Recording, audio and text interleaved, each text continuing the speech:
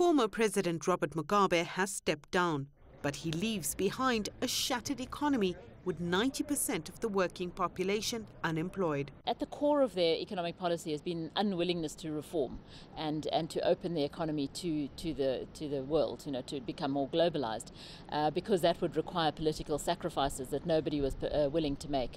So as we stand now, the economy is essentially bankrupt. Local and foreign investments have dwindled over the years. Zimbabweans wanting to go back say they may have to wait a while, as it will take time before the country is back on track.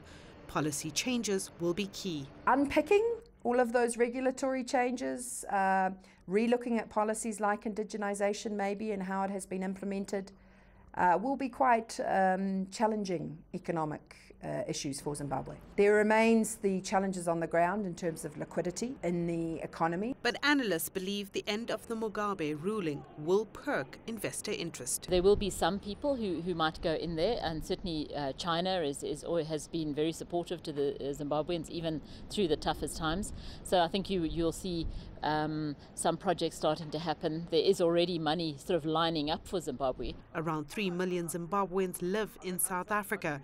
Many are well educated, assets Zimbabwe will need to rebuild the country. Zimbabwe has a very huge stock of human capital, trained professionals spread all over the world.